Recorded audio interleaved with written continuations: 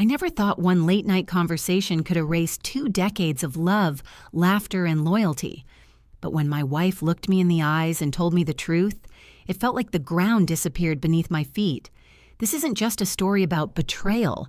It's about how a single moment of honesty can tear down a lifetime of trust. Don't forget to hit that subscribe button and let me know in the comments, what would you have done in my place? We were what people called the perfect couple. Emma and I met in college. I was the quiet, focused one. She was the spontaneous, free spirit. Opposites, but perfectly in sync. By 25, we were married. By 30, we had 2 beautiful children and a mortgage on a cozy little home in the suburbs. For years, we were a team. Birthdays, promotions, late-night kitchen dance parties, parenting fails. We shared it all.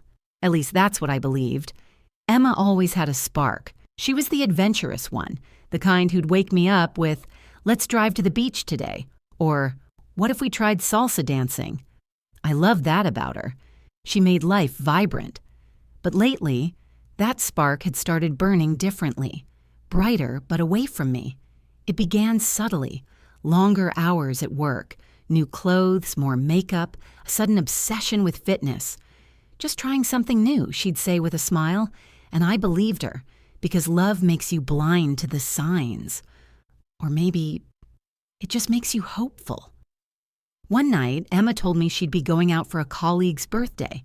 I didn't think twice. After all, she'd earned a night out. But something felt off.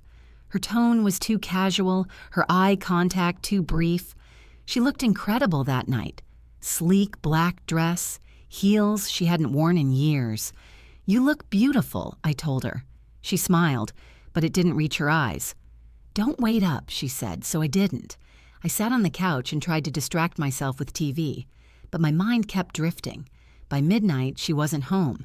By 1 a.m., I had called her 3 times. No answer.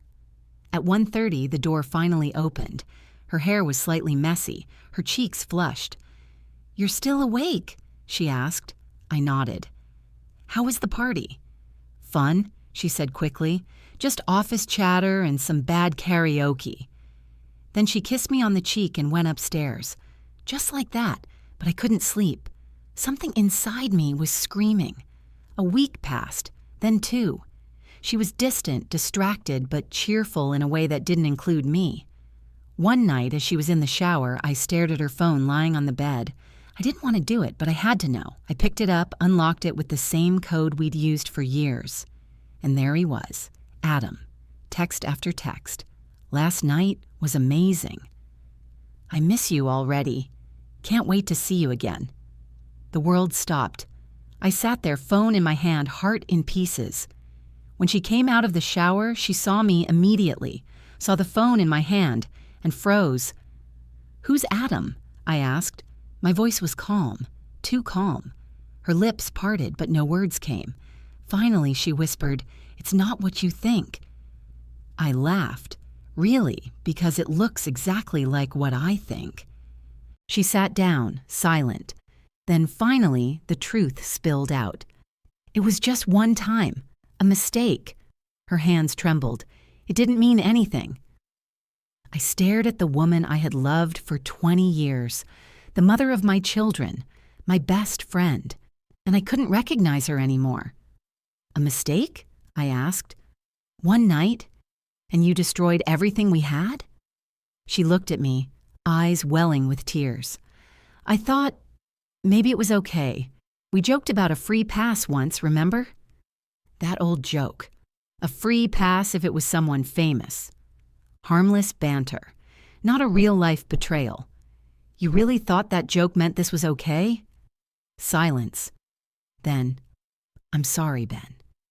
I didn't think it would hurt you." Those words shattered me. That night, I didn't sleep. The next morning, I left the house before sunrise. I needed air, space, sanity. I went to my best friend Mark's place, told him everything. He didn't say much, just sat there letting me speak. Then he said the words I needed to hear. "You don't have to decide today, but whatever you choose, you don't have to go through it alone." For a week, I avoided home. Emma tried texts, notes, calls, but I couldn't face her. Finally, I returned and told her the truth. I can't do this. I can't look at you without seeing him. She cried, begged, offered counseling, offered to quit her job. But it was too late. The damage was done. And trust, once broken like that, doesn't grow back.